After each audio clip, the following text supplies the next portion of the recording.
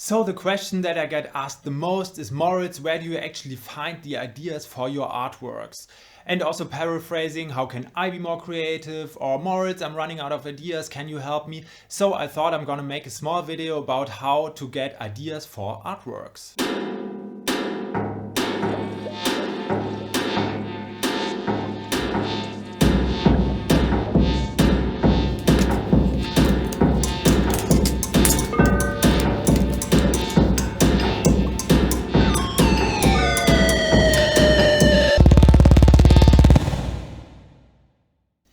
In preparation for this video, I researched on YouTube a little bit and I found a video from one of my favorite YouTubers. He's called Mark Robber and he's a NASA engineer and he has a lot of crazy inventions on the internet right now. And he has a TED Talk which is called How to Come Up with Good Ideas.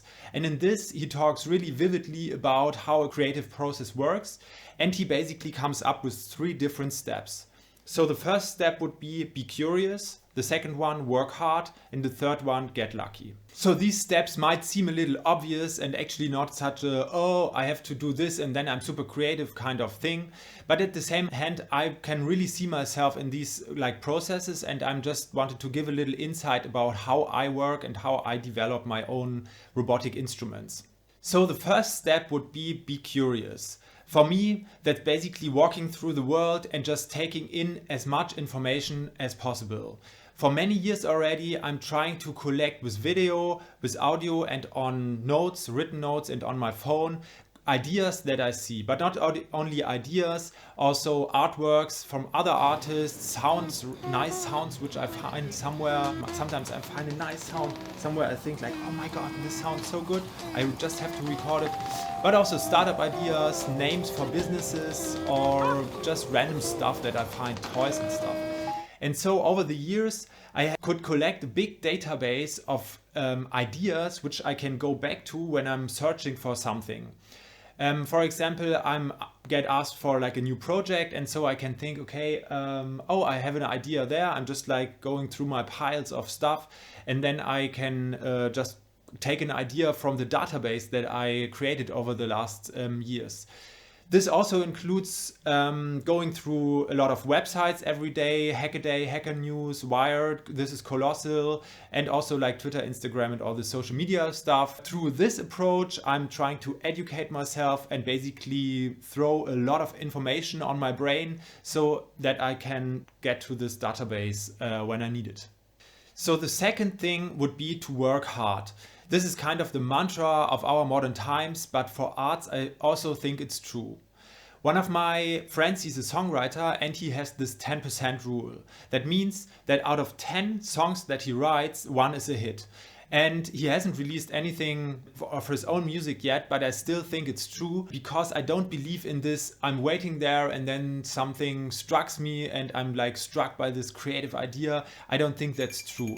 Art for me has a lot to do with hard work, and the most important thing is just to start with anything. Actually, it can be anything. If you're a painter, just start to paint. Set yourself a time when you start in the morning and just start to paint and just create a lot.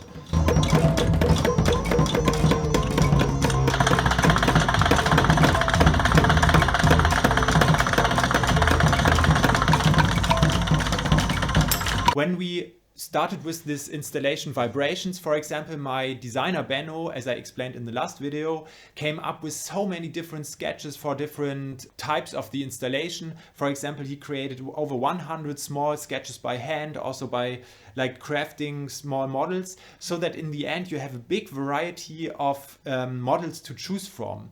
This is not only good because you get better at what you're doing, but also because in the end of a project you can look back at everything you did and you can be pretty sure that you basically tried every route that is possible and you tried it out, and then you're really sure about what you're doing.